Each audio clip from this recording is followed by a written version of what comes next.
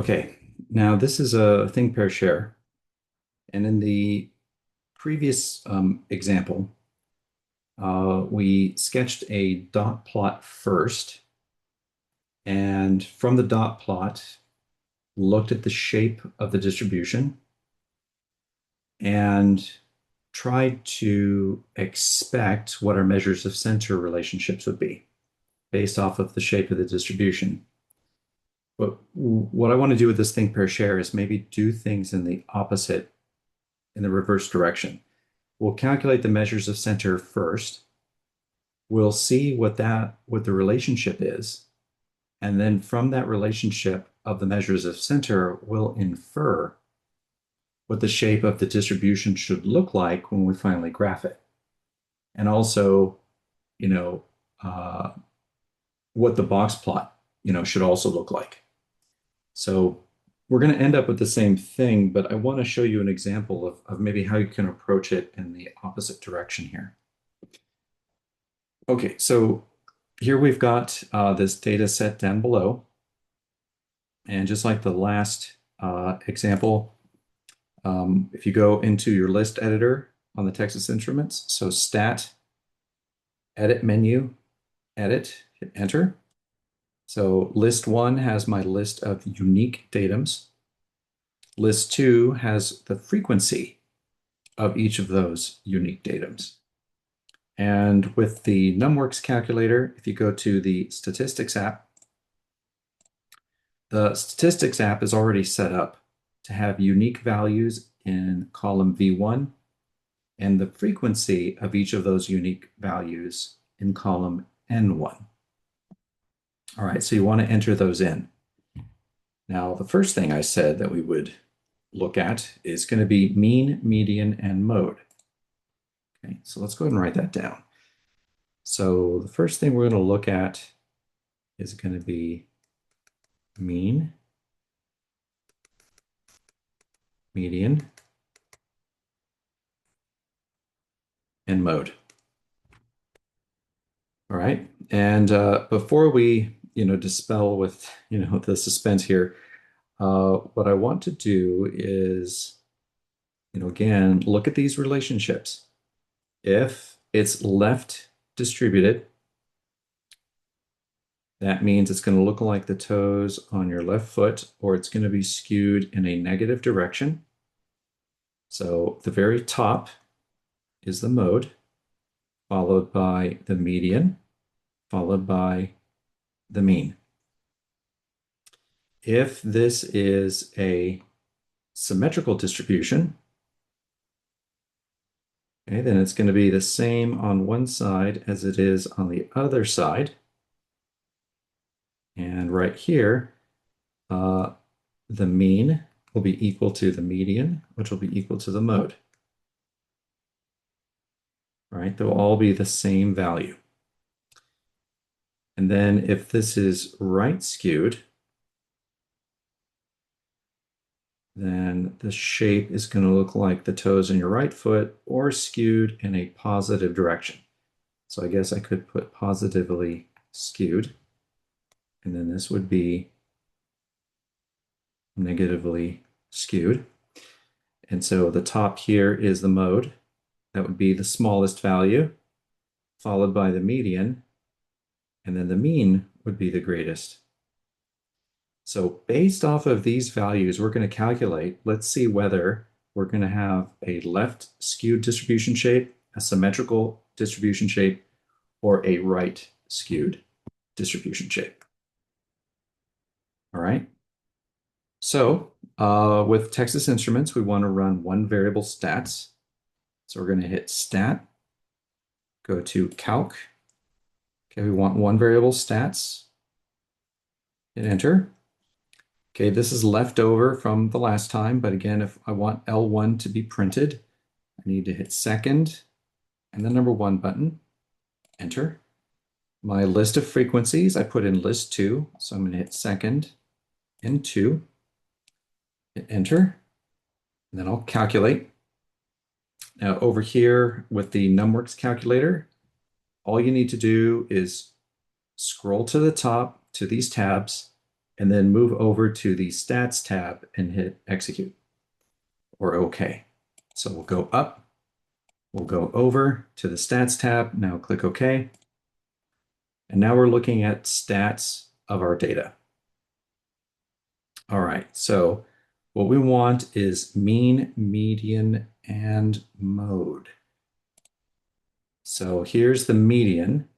The median is 64. Let's confirm it. Yes, so it's 64 on both calculators. So let's go ahead and write that down.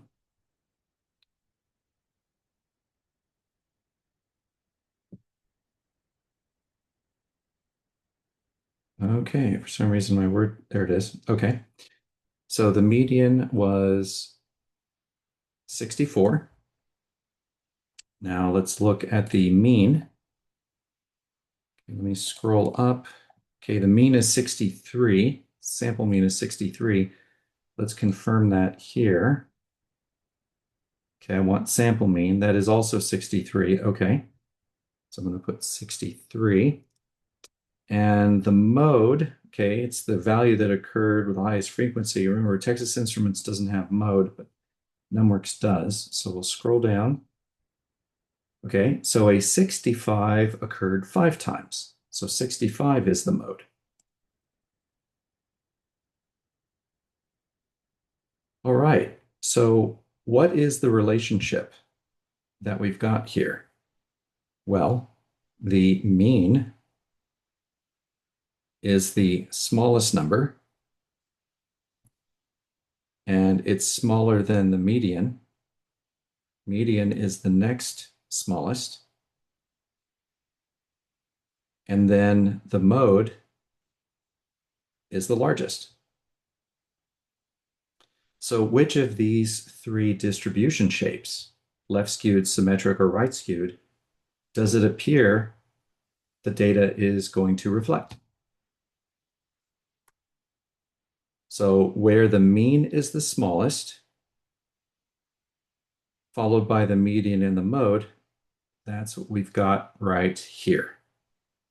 The mean is the smallest number, the median is the next smallest, and the mode is the largest. So based off of these measures of center, we should be looking at a left skewed distribution. And when we draw the box plot of this, what do we expect the box plot to look like? Well, we will expect the middle 50% to be closer to the maximum than to the minimum. It should look like that. The box plot shapes, let me just go ahead and give those two. If this was right skewed, then the middle 50% would be closer to the minimum. And if the distribution was symmetrical, then you would expect, then you would expect the middle 50% to be positioned equally between the minimum value and the maximum value. Something like that. Actually, shouldn't have colored the middle of it in. Just do that. All right. So we're going to expect our box plot to also look like this, with the middle 50% closer to the maximum. Okay, so let's go ahead and see if the shape of our distribution actually reflects these measures of center.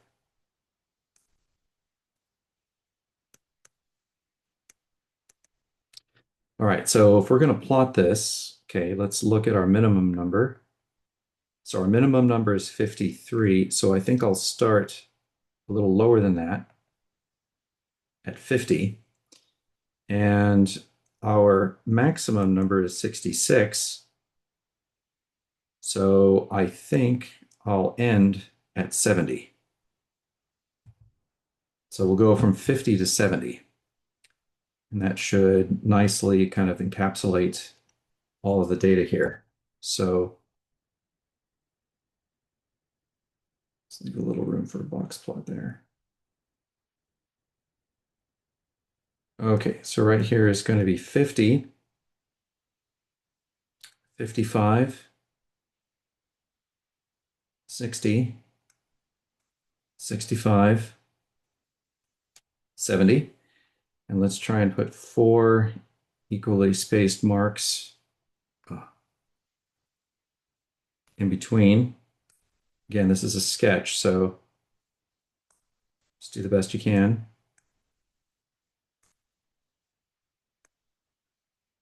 There we go. And let's go ahead and plot what we got. So we've got 153, 159, and 160.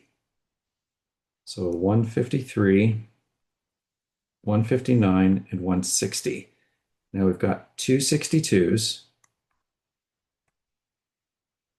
got three 64s. We have 5 65s. That was our mode.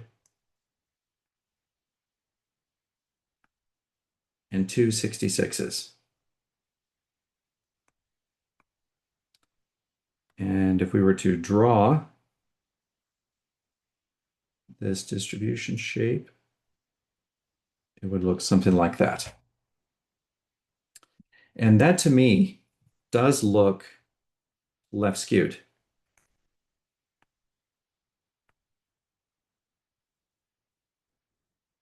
Right? That definitely looks left skewed. It appears to confirm this picture that we drew. All right, and let's see, we had a mode of 65.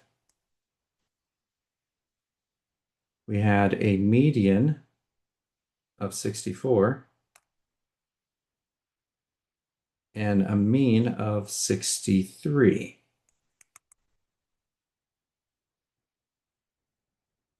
Right? Yeah. So that really does look like this picture, right? Okay. Now, what about our box plot? Does it look like this? So let's take a look at the 5-number summary. Okay, again, Texas Instruments, scroll down, NumWorks, it's at the top. So minimum, first quartile, median, third quartile, and maximum. Okay, all those look to be the same. So let's go here and let's go ahead and draw our box plot. So we have a minimum here at 53. Let me give myself a little bit more space. There we go. Okay, so 53, that's our minimum. And then our first quartile is at, what was that, 62? I didn't write these down. Okay, let's take a look. 62, and okay. So 62, that is our first quartile. Median we said was at 64. Okay, where was the third quartile? That was at 65.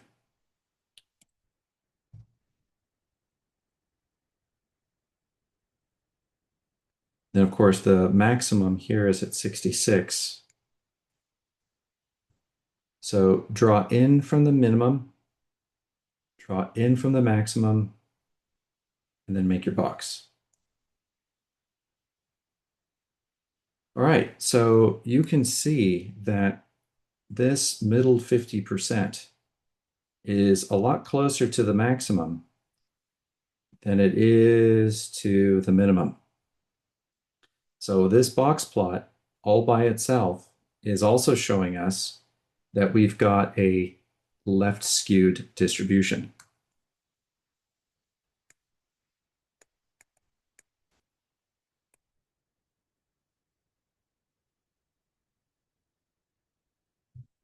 All right. So, if you're doing a lot of these things right, they're all going to tell the same story, okay, where these concepts overlap with each other. So I hope that that was instructive to maybe see the same principles expressed, but, you know, in the reverse direction, okay? If you want to see this, process in the original direction, just go back and look at the video for the example. But this one, we're kind of going in reverse, and I kind of like this one a little bit better. But hopefully this helps illustrate, and refresh your memory about a box plot.